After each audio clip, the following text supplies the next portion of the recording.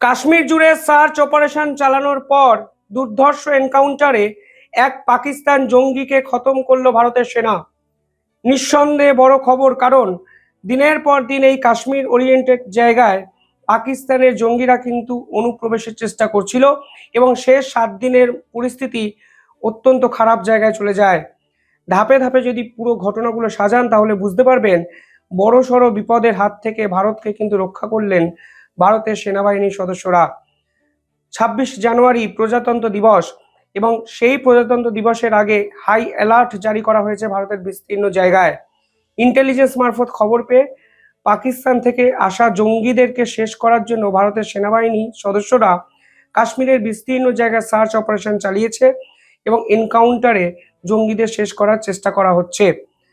কিন্তু প্রজাতন্ত্র দিবসের আগে আসিফ মুনির যেভাবে ভারতকে টার্গেট করেছে তা কিন্তু নিঃসন্দেহে ভয়ানক কোনো পরিস্থিতি ভারতের জন্য নিয়ে আসতে পারে।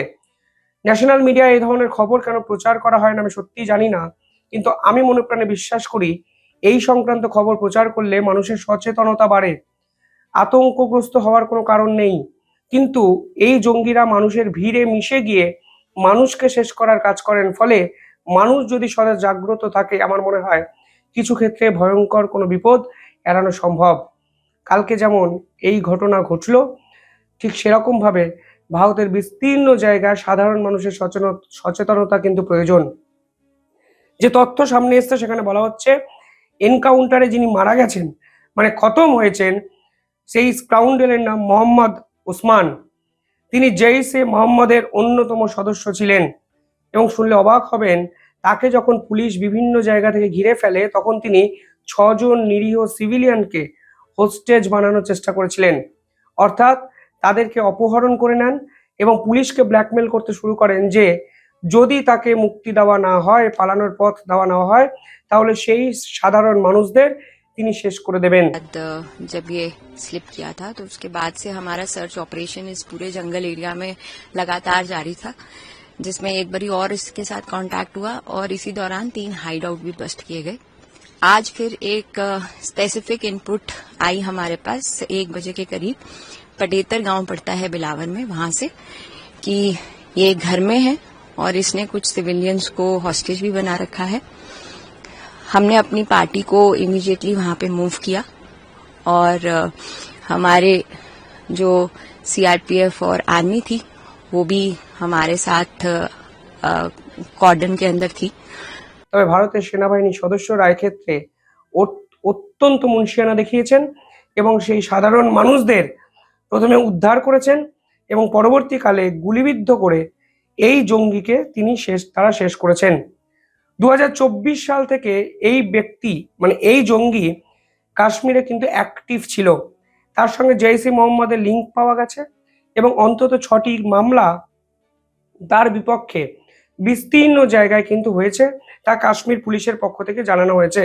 एक बहुत ही ड्रेडेड आतंकी जो कि 2024 से इस एरिया में एक्टिव रहा है, इसका कमांडर लेवल का ये टेररिस्ट है।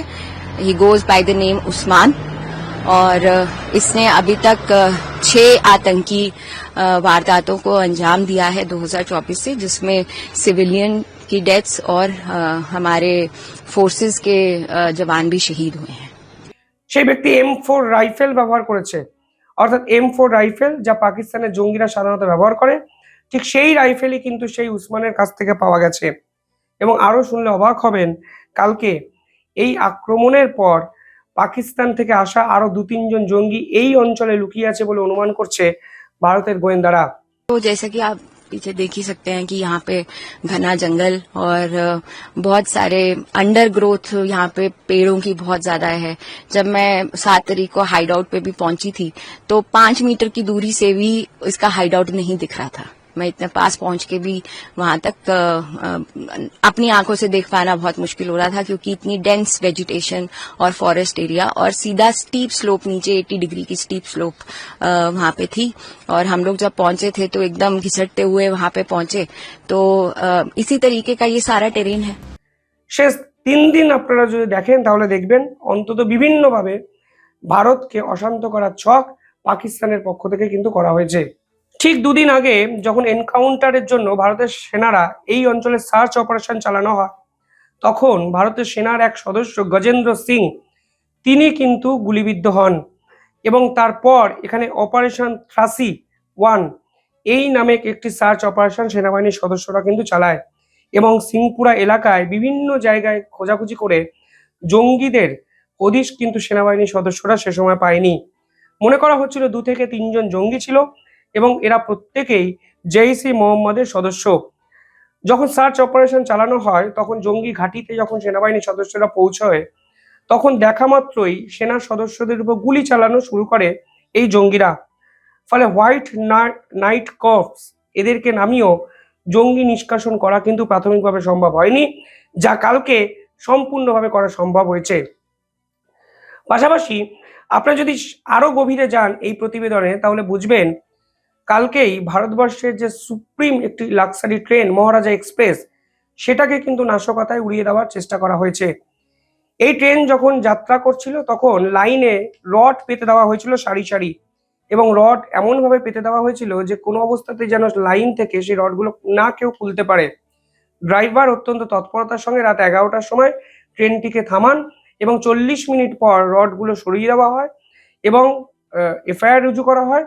কিন্তু যদি কোনো অবস্থাতেই ড্রাইভার এই তৎপরতা না দেখাতে পারতেন, তাহলে ভারতবর্ষের সুপার লাক্সারিয়াস ট্রেন মহারাজা এক্সপ্রেস, যেখানে প্রায় 20 জনের বেশি বিদেশি পর্যটক ট্রাভেল করছিলেন, তারা কিন্তু বিপদে পড়তে পারতেন।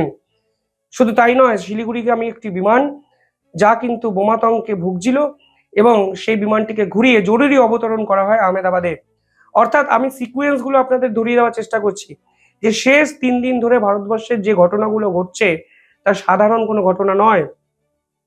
এই 3 দিনের আগে জেইসি মোহাম্মদের 3টে জঙ্গি ঘাঁটিকে সম্পূর্ণভাবে গুড়িয়ে দেয় ভারতের সেনা সদস্যরা, এবং যখন গুড়িয়ে দেওয়া হয় তখন এই ঘাঁটিগুলো থেকে সাধারণ মানুষ সাধারণ অবস্থায় যে জিনিসপত্র ব্যবহার করেন সেইগুলোর হদিশ কিন্তু পাওয়া যায়।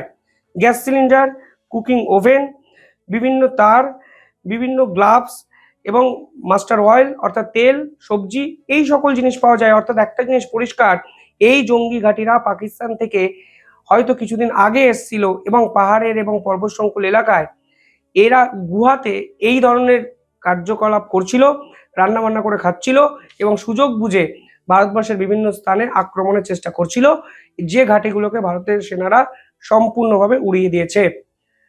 আর এরপরেই অপারেশন থার্সি শুরু হয়, যেখানে ভারতের সেনা সদস্যকে হারাই আমরা, এবং কালকে যিনি এই ঘটনার সঙ্গে প্রধান দায়ী সেই জঙ্গিকে ভারতের সেনারা কিন্তু খতম করে দেয় এনকাউন্টারে।